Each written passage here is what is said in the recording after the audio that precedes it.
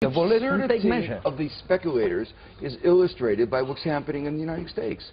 There are the spreads, the CDSs, the bets on a default in the U.S. government are going up. Does anybody believe that the U.S. government is going to default? The fact is the U.S. government can print money.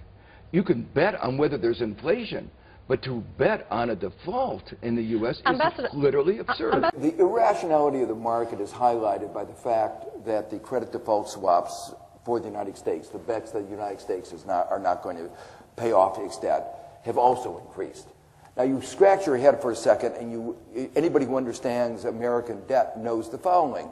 The American debt is a promise to pay U.S. dollar bills at the end of 10 years, 20 years, 30 years, 1 year, 6 months. But the fact is, we print those dollar bills.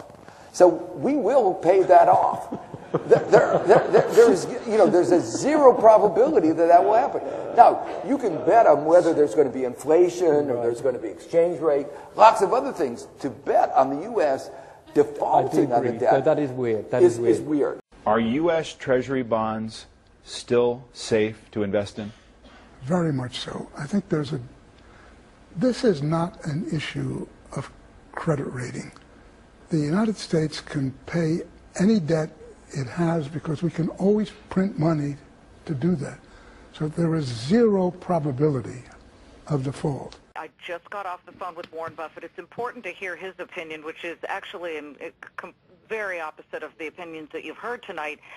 And he's got skin in the game. They have $47 billion in cash and cash equivalents at Berkshire Hathaway, his company, and he told me tonight we have well over $40 billion in T-bills, and what happened tonight doesn't tempt me to sell at all. Jerry, he is telling Fox Business Network tonight, I don't get it. It doesn't make sense what S&P did. In Omaha, and this is a quote, the U.S. is still AAA rated. Of course, Omaha is where Berkshire Hathaway is based.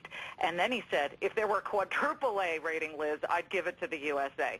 He is very, very much of the belief that this is not something that the U.S. deserved. In fact, I flat out said, did the U.S. deserve this? He said, absolutely not. He said, look, here's why. In essence, what you have is the fact that the United States, to his knowledge, owes no money in currency other than the U.S. dollar, which the United States Treasury can print. Now, he said if you're talking about inflation outlook, that's a different question. He has been stating that he's worried about inflation, but he really doesn't feel that this downgrade was worthy at all. And he even took a little bit of a swipe at S&P when I said, well, what do you think? And he said, remember, this is the same group that downgraded Berkshire Hathaway.